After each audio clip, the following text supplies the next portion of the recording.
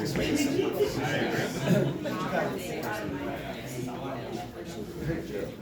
All right, well, if we could have everybody's attention here real quick.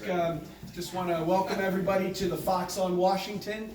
Here, my name is Brad Jones. I'm the president of Harristown, and we're delighted to sort of come together today to just say thank you to a lot of folks who helped to make this happen, and also just, you know, get a chance to celebrate a really exciting project.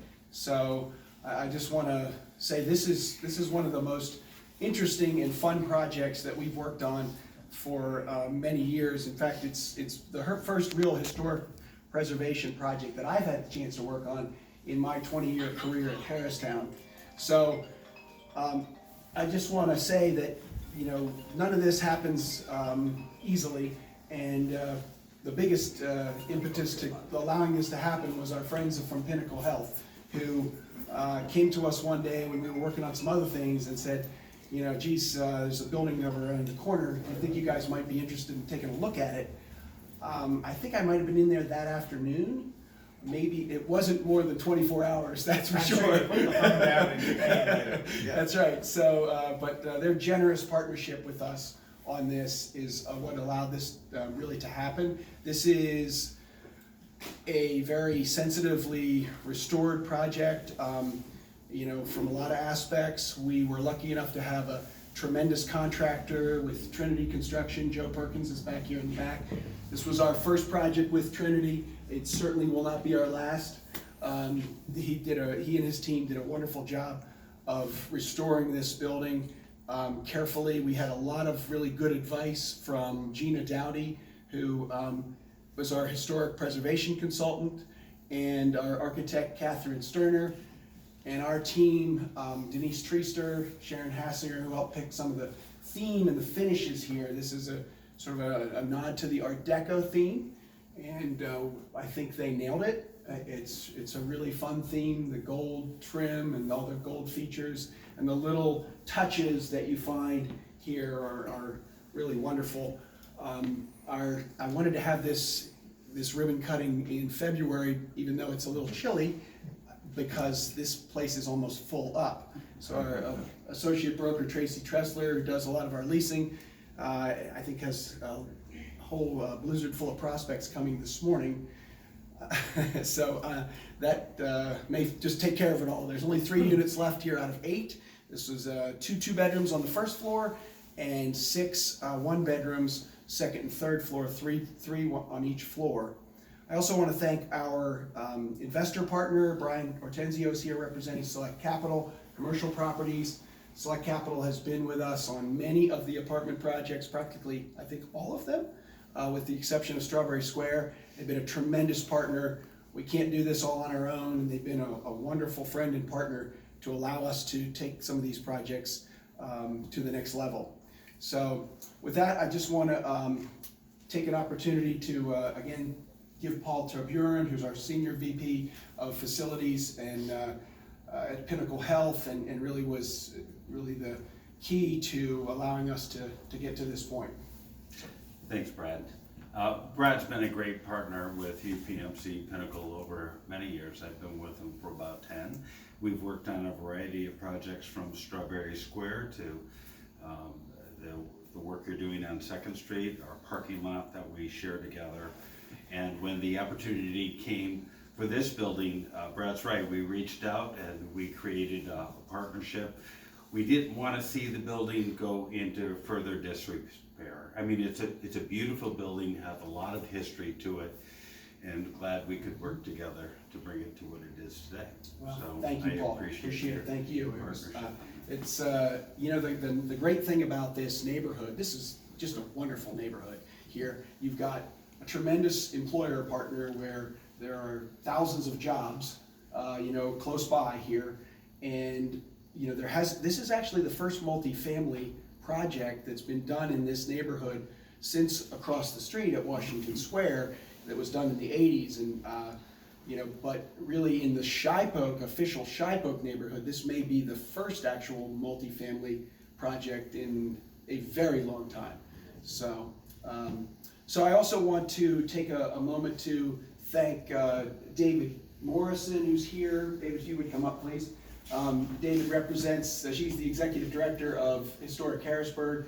David and his group were an inspiration for this project and continue to be an inspiration to us at Harristown and to so many others in encouraging us to pursue these kind of projects. In fact, David's team had this project on a list of properties that they wanted to preserve. We were delighted to take this one off the list. You've So taken David, it off. thank you. Thank you, Brad. Good job. This was on our Candlelight House tour in December. People got to see it for the first time. Almost 1,000 people got to see what city living would look like by coming through here. And that was about 5 hours after you finished renovating it. We were Good slipping job. up as they came in. Yeah, so thank you for all you guys do to help us, inspire us to keep the history of these buildings alive. Well, it's an important gateway to downtown Harrisburg. It's not just a building on a corner, it's a key corner. So doing this really has made a tremendous difference. Well, So thank you. I think all of you deserve a lot of credit. Well, we appreciate your partnership and all that you guys do in the community. You've had a number of good successes here in the last number of years here. The PHFA project being another wonderful success on the Locust Street corridor. I want to take this opportunity also to thank the Santana family.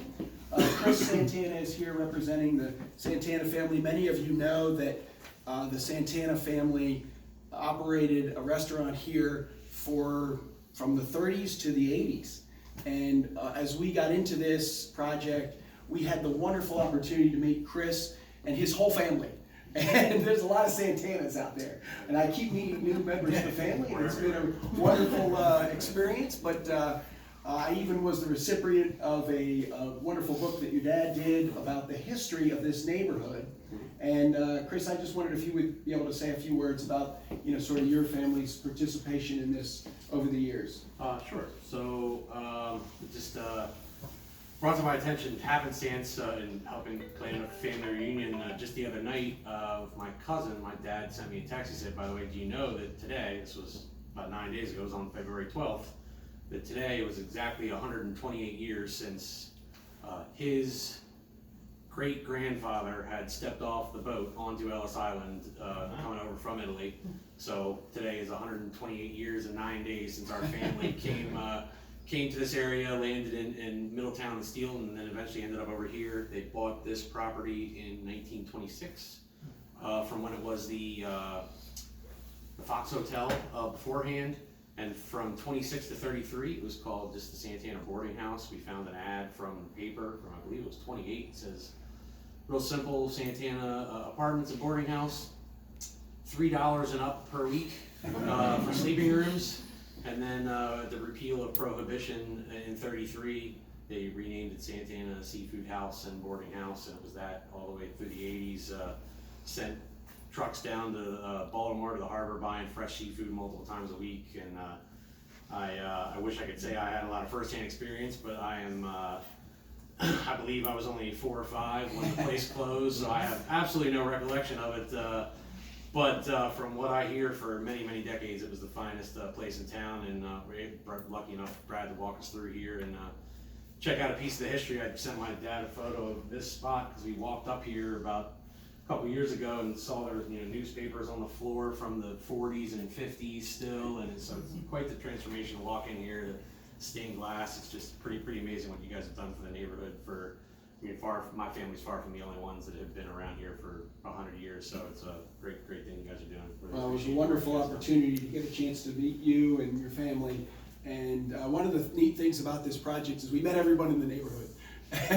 And Steve and Joe definitely met everybody in the neighborhood because everybody wanted to come by and see what was going on. So that's when you know you're in the middle of something exciting. So anyways, we were lucky enough to be able to save a few mementos from the building for Chris and his family. They are winemakers as well, and if you're lucky enough, you might get some special Santana family wine.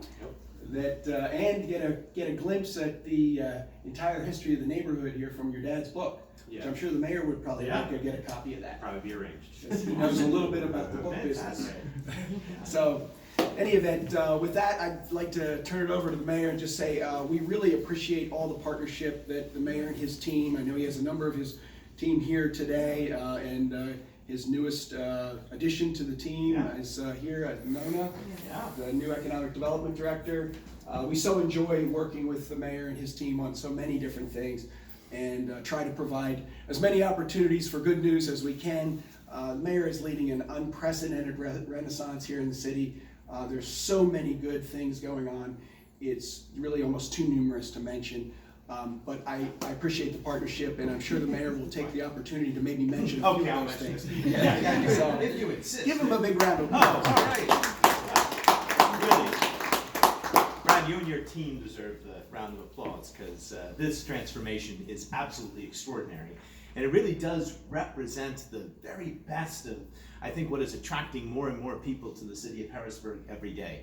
I've had all sorts of wonderful statistics to share recently. One of them, I think the thing that I'm most excited about is Harrisburg's growing population.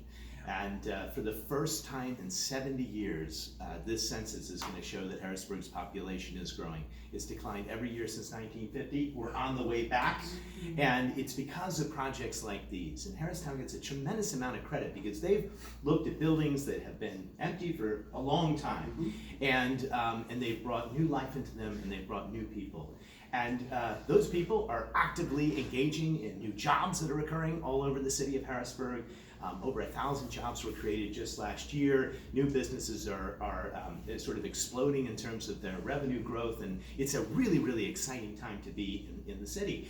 And we need to recognize, I'm going to get to why this is such a personal project for me, because when my wife and I moved here, we moved right around the corner, and we saw the Santana's hand with the arrow pointing us to come there. Does that sign, were you able to salvage that? I think we got him a few nuggets for that. Well, it said Santana. We wanted to know what Santana's was. And everybody at that time, this is over 20 years ago, they all remembered the seafood and what an amazing restaurant it was. But what attracted us to Harrisburg, I think what attracts so many, is the wonderfully preserved, beautiful, historic streetscapes that we have. And this building was it. David said it was a gateway. It is a gateway. It's one of the first things you see when you come off the highway into the city of Harrisburg. And projects like these are really, really difficult to do. We have people come before the city all the time, before the Architecture Review Board, and we talk about the importance of using wood and proper materials for renovations, and really no expense was spared here. A few of the details I want to point out, which I think are pretty extraordinary, is that all these rooms have original stained glass. So this is century-old stained glass. You can't find it today, but I think it had to be painstakingly cleaned. I mean, that looks like it's brand new, but it's not. But it was taken apart, put back together lovingly, and cleaned.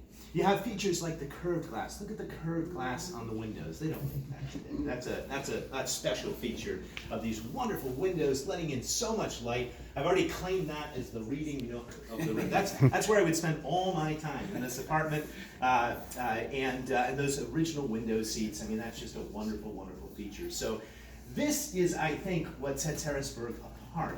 And renovations like these sort of really bring out the best in these wonderful structures. I love the stairwell, I love the entryway, I love the entire feel of this building. So this I alluded to when we first came to Harrisburg back in the 90s. My wife and I, we were looking for a place to live. We saw that Santana's Finger. We came around the corner, and there was a little house in Shipoke that was available for sale. And we were not deterred by the fact that the flood marks were at the top of the first floor, and that we were told the previous owners had been rescued by boat. Don't worry, this is much lower in 71. And we didn't have children. And it was a fixer-upper for sure. Tall ceilings like this. How tall are these ceilings? I mean, they don't make them like that anymore. We bought the house. We started living here. I was teaching school at the time. Had no idea that someday I'd have political aspirations. But we were around the corner, and we got word that that perhaps this building was going to be demolished. It had been empty for a long time. It was falling apart. The word sort of went around the close-knit Shipoke Neighborhood Association. And this school teacher, I went to my first politically engaged civic meeting. It was with Historic Harrisburg at the time. Chris Bryce was there. It's the first time I got to meet the city planner. And the city planner, I now have great empathy for the city planner, because he'll go to meetings and he'll try and mediate between the concerns of the public and the owners of buildings, but he was there. Dan Leppo was there, and he had his big stack and file of materials. The downtown improvement district was there. The hospital was there at the time. There was this conversation about what could happen. How could we save this building? And everyone said at the time, this building couldn't be saved. It was just too expensive to do. And there's a lot of risk. There has to be a lot of vision involved in projects like these. This is not an inexpensive renovation. You're spending, if I can say it, I'm sure over $100,000 a unit just to fix these up. And that's an extraordinary amount of capital investment. It requires holding and having a long-term vision. And at that time, I think people were anxious about putting that kind of money in. But out of that meeting grew a partnership with UPM Pinnacle, which I think has shown amazing growth and development over the years in a very interesting way. So this is before the expansion on 2nd Street. This is before the expansion of the emergency services along Front Street. And it was a decision made at that time of the hospital to sort of expand in place and grow vertically rather than grow sort of horizontally through the neighborhood. It was exactly the way a meeting should go between a neighborhood group and the city and everyone else. However, that was 20 years ago, and there still wasn't a plan for what to do with the building. We saved the building at the time, and I kept hoping every year, year in and year out, that something would happen. And I think it made it on HHA's most endangered property list, and there was a lot of worry. And then came Harristown. And just to put this in a larger context, this was one of the very few buildings in the downtown that was currently empty. There are only a couple of others, and I know Brad has plans for each one of those, and we're not going to stop until they're all gone. But it's been an incredible transformation of empty spaces being filled with working people and smiling people. And I have to say, as I drove in, I was stopped by all the people going to work at the hospital. I guess the shift was, maybe one of the shifts was letting out and the other one was coming in. And what a great opportunity, right? You could live here, you could walk to work, you're just a stone's throw from Harris Park and the beautiful river. It really represents everything that I love about the city. And again, it was my first experience with politics, and look where that has led us 20 years later. So congratulations to everyone. I am sure that people will be streaming up here in a few hours, and this very unit may not be available, but I have to say, I see the attraction to this, and what a great space it would be. Fantastic. Very well done.